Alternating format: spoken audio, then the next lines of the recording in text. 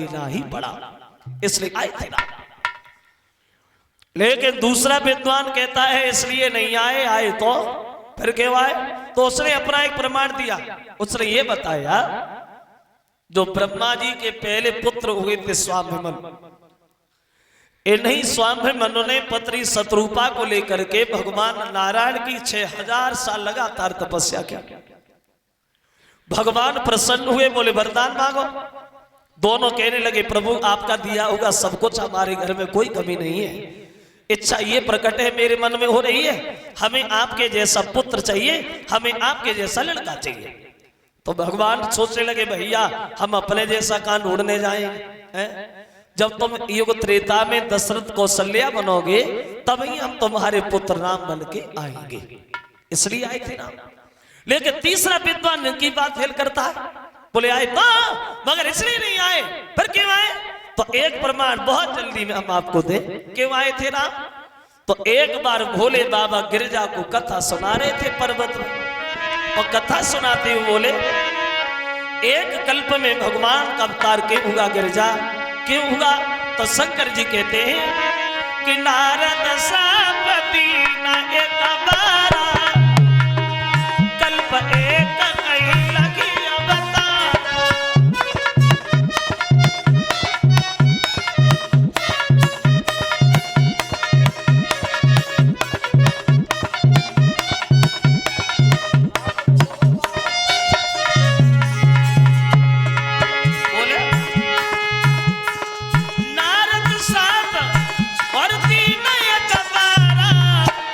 कल्प एक कहीं लगी अवतारा, कल्प एक कहीं।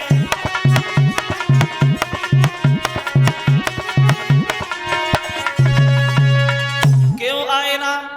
तो गिरिजा की बात कहते हैं भोले बाबा सुनिए गिरिजा, एक कल्प में भगवान का अवतार इसलिए हुआ कि नारद श्राप दीन एक बारा।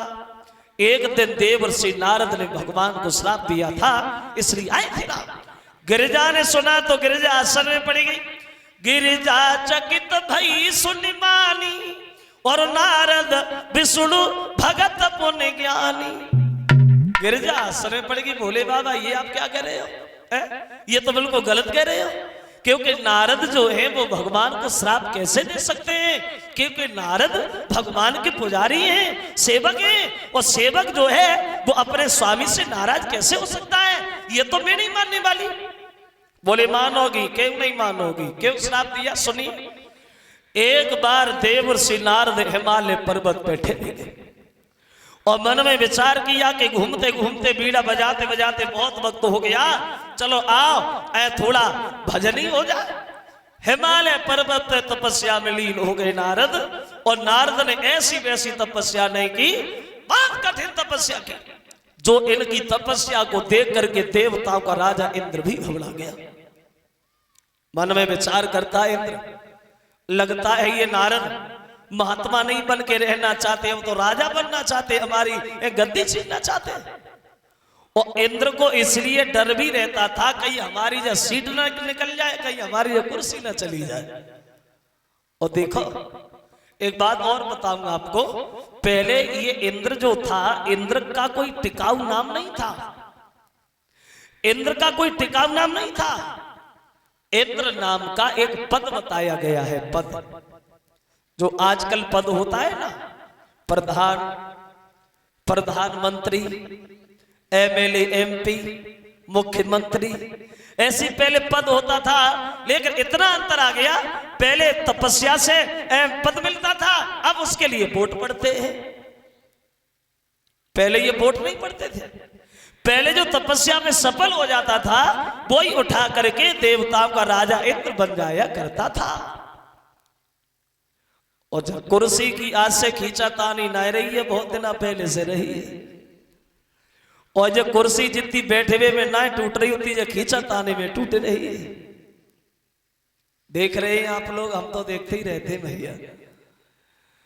चल रहा है, वो अपनी तरफ खींच रहा, वो अपनी तरफ खींच रहा, कैसे निकले, सीट निकले। अंतर आ गया पहले में हमें। कभी आपने देखा हो, मैं तो देखता रहता हूं, घूमता रहता हूं, 1 महीना में 4 गांव बदल देता हूं, देखता रहता हूं, इधर उधर घूमता रहता हूं। देखा होगा आपने, अंदाज किया होगा। वैसे ये लोग कभी गांव में घूमने को भी नहीं आए, और जब वोट पड़वे को नंबर आए फिर देखो गली गली छाने बात। नेतन की मीठी बात जे वोट मांगी जोरी हाथ, और पीछे से जे मारे लात, कैसी राजनीति है।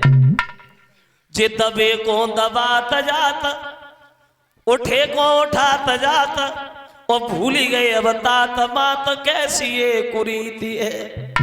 और कहते हैं 1000 बात, और पूरी होए न एक बात, और भाषण में न खावे मात, कैसी ये प्रतीति है। सुने होंगे भाषण आज के राजा, और आज के राजाओं ने सबने एक ही बात सीखी है, चाहे वो किसी भी पार्टी का सही, सबने एक ही बात सीखी, माइक पे खड़े होकर के अपने मुंह से अपनी बड़ाई करना, उसके अलावा दूसरा कोई कुछ जानता ही नहीं। वो बाकी पूछ पकड़े के खींच रहे, वो बाकी पूछ पकड़े खींच रहे, वो बाकी बुराई कर रहे, वो बाकी बुराई कर रहे, अपने ही मुंह से अपनी बड़ाई करना, उसके अलावा दूसरा कोई काम ही नहीं। माइक पे खड़े हो गए और भाषण देना शुरू हो गए। हमारे इस प्रांगण में बैठे हुए सभी किसान व सभी मजदूर भाइयों, आज हम आप लोगों को देख करके आपका हार्दिक बंधन अभिनंदन कर रहे हैं। जय सब के शब्द भाषण शुरू। देखिए, हमसे पहले आए, आगे चले गए, क्या किया? कुछ नहीं किया, लेकिन जो हमने किया उसे बच्चा बच्चा जानता है।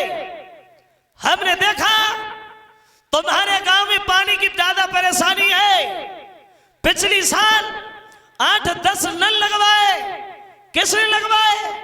हमने। पुलिस की भर्ती हुई, तुम्हारे क्षेत्र के 5-6 लड़के निकलवाए, किसने निकलवाए? हमने।